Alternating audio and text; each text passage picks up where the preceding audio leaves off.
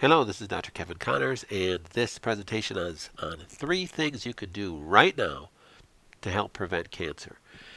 Cancer rate is on the rise, as you've probably heard. 1 in 2 American males, 1 in 2.5 females are going to get cancer within their lifetime. That's staggering statistics. That's just absolutely crazy. So if you're not going to get cancer, look to the left of you, and that person's going to get cancer. So it's just that's just insane. So there's got to be some things you can do to help prevent it. It's believe me, it's hard enough dealing with cancer when you have it. If you could do things to prevent it, you're going to be much better off. So here's some real practical things that can really help you. Number one is change your diet. So diet and exercise. Can that solve everything? Well, pretty much yes. So changing your diet. The rule that I have for diet is eating things as close to the way God created them. So if you're grocery shopping, typically it's eating the perimeter, meaning that you're going around, you're eating fresh fruits and vegetables, fresh meats, fresh things refrigerated, the perimeter of the grocery store. But you want to try to eat organic because you can even be in the fresh fruits and vegetable aisle and you're eating some GMO products that are very damaging to your gut. So you want to try to eat organic. And the old adage that, oh, I can't afford organic, well, you have to cut some other things out to be able to afford organic, which means eating less food. That's another rule in this. There's so many studies done on decreasing calorie consumption can be the best thing for your health. One of my degrees is in anti-aging, and there's just so many studies that prove that reducing one's caloric intake is the number one thing you can do to increase longevity. So spend less money, stop buying Doritos, and start buying organic fruit and vegetables.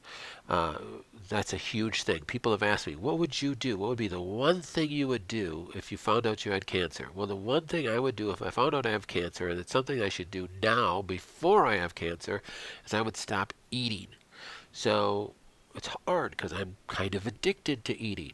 But decreasing your calorie consumption is the best thing that you can do. Start buying organic. Eat things the way God created them. Buy less processed foods. Try to eat things fresh, grass-fed meats.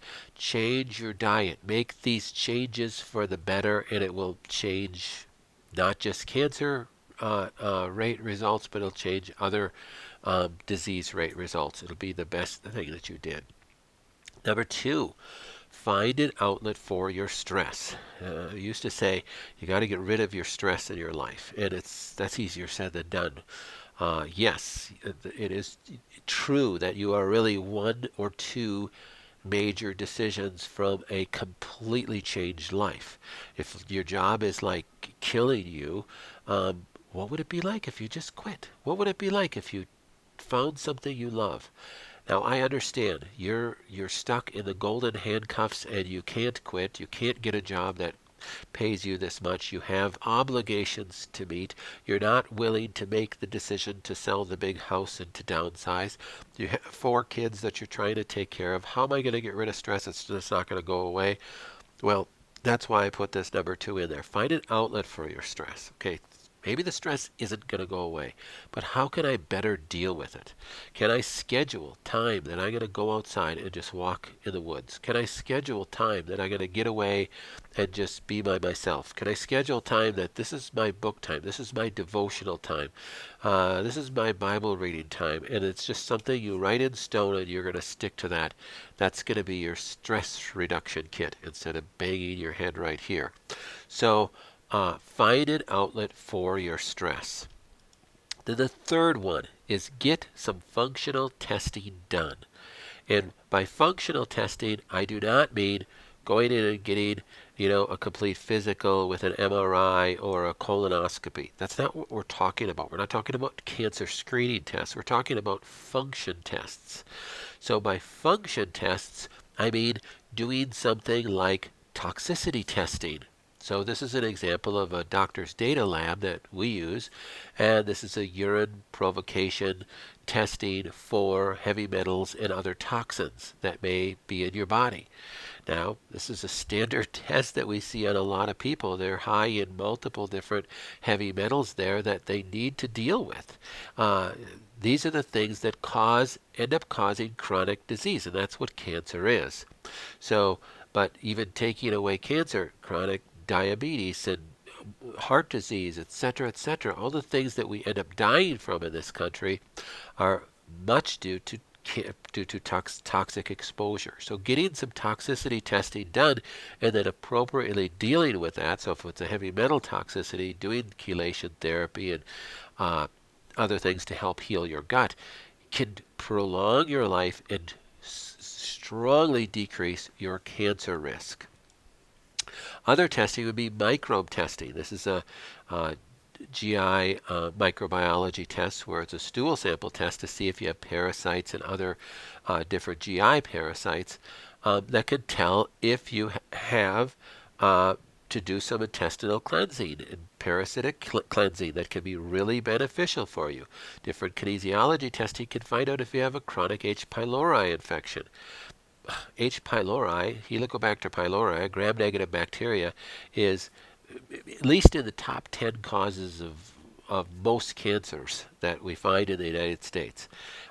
It's in the top 3 causes of heart disease. Of all people that drop dead of a heart attack or end up having cardiovascular disease of some kind, H. pylori is in the top 3 causes of that.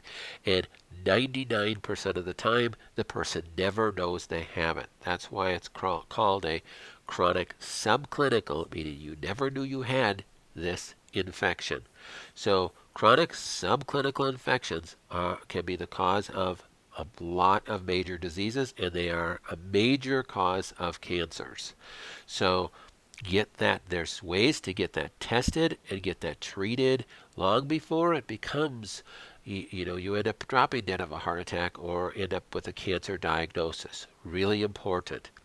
And then do some genetic testing. This is a sample of a DNA methylation pathway test with all these little things, all these letters, this SHMT, this MTHFR, and MTRR, all these different number letters on the left-hand side of this blood test are gene SNPs. A gene SNP is a single nucleotide polymorphism. These are gene defects that can take place in a person's body. And if you have these gene defects, like in this example right here, all the ones in the green are normal, the ones in the red are abnormal. This person has a lot of gene defects. Now, typically people only get a genetic pathway test done if they have a chronic disorder like a chronic autoimmune disease or a chronic Lyme disease. We do this on all our chronic Lyme disease patients and on most of our cancer patients now. And we see pictures just like this. This is actually a patient of ours. So these gene defects cause all sorts of problems depending on the gene itself. It can cause a decrease in their ability to detoxify. So again, it goes back to if you have a decrease in your ability to detoxify, you're going to have an increase persistence of toxins in your bloodstream that are going to settle in your tissue and that could cause all sorts of problems. So getting genetic testing can be extremely beneficial, and then properly treating based upon what you find on that genetic test and the other tests. You can see some of my videos on genetic testing on our website if you want to too. Other testing, other functional lab tests, there's a whole bunch of them, and there's a bunch that we do. I love lab tests, so we love to see these different tests. This is one I love too. This is called the organics profile, and it gives a whole bunch of different metabolic markers that can point to different backups and different defects and different issues in metabolic pathways in your body that can cause chronic fatigue, that could cause methylation issues, that could cause problems with your mitochondria, your ability to detoxify and oxidize and create energy and ability to live, and ability to make DNA, and all sorts of problems. So they can certainly interfere with apoptotic cycles, and that is what cancer is a cell that can't go through apoptosis and is stuck in replication. So really important to know these kind of things beforehand. So if you could do this different testing and know these things beforehand, you could solve some problems because before they actually become symptomatic problems. Here's another test that we love to do. This is a hormonal test. So we like to look at a big hormonal picture on people too, to see where there's defects and see where there's neurotransmitter markers, and see where we need to correct some things and get to some core root of things. All this testing we do in our office. We actually do this also for distance patients that we may never see in our office, and give them a report back on some real things that they could do, um, to make giant changes in their life as far as health go, and really reduce their risk of cancer and all sorts of chronic disease. So just call our office, the number's right there, or contact us. Make sure you visit our website. We have a bunch more videos on our website on all sorts of things. So I hope this was beneficial and you can start preventing disease right now. All right, thank you very much.